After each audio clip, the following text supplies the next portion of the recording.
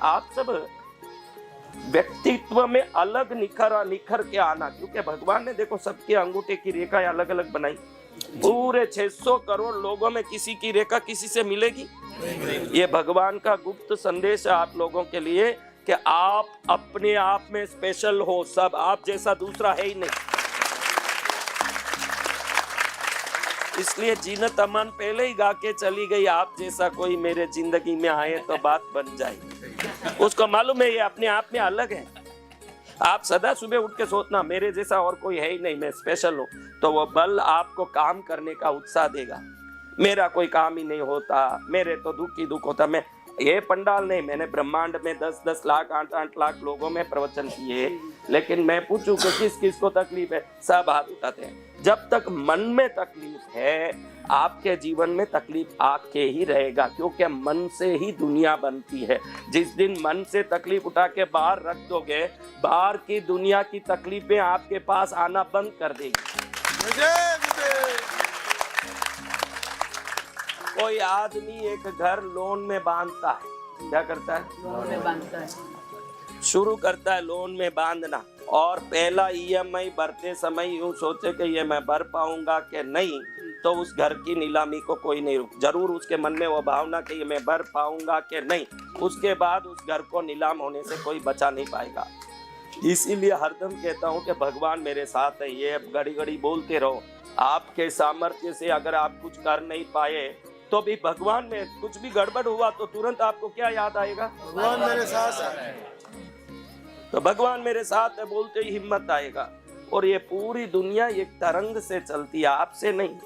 आप जो मेहनत करते हो उससे नहीं, आपसे शरीर से एक मैग्नेटिक वेव, चुंबकीय आकर्षण। इसीलिए वो चुंबकीय आकर्षण जब बुखार सर्दी में कम पड़ जाता है, वो चुंबकीय आकर्षण जब कम पड़ता है तो बुखार में जीभ में स्वाद नहीं होता, सर्दी में नाक में सुगंध नहीं आता, क्योंकि वो मैग्नेटिक एनर्जी का कारण है कि शरीर चलता है। वो मैग्नेटिक एनर्जी कम पड़ जाए, देखो बुखार में थे कहीं को, अरे खारो खारो लागे है, लागे से बीकानेर में तो लागे से बोले, लागे है नहीं बोले, लागे से बोलते हो कि नहीं? सो पुष्प भी सूंघो, सर्दी लगी हुई है नाक में, क्योंकि पूरा शरीर मैग्नेट है। इसको समझ के तुम मेरी बच्चियां मेरे बच्चों तुम बोलोगे कि मैं मैग्नेट हूँ, क्या मैं मैग्नेट हूँ? तो वो मैग्नेट देखो, असली मैग्नेट में हम में बहुत फर्क है। असली मैग्नेट सिर्फ लोहे को ही खींच सकता है, जिसको चुंबक कहते हो।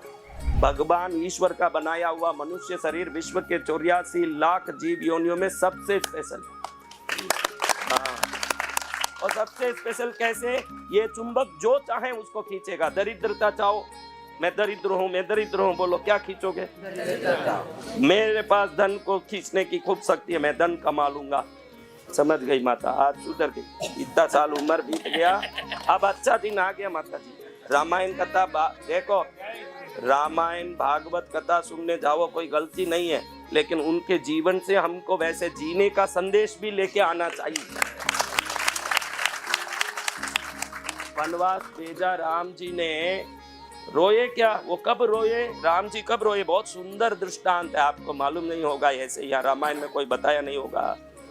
भरत जी आके, भरत मिलन होता है ना राम जी के पास, तो भरत जी आके राम जी के चरण में रोते रोते कहते हैं, पिताजी चल बस।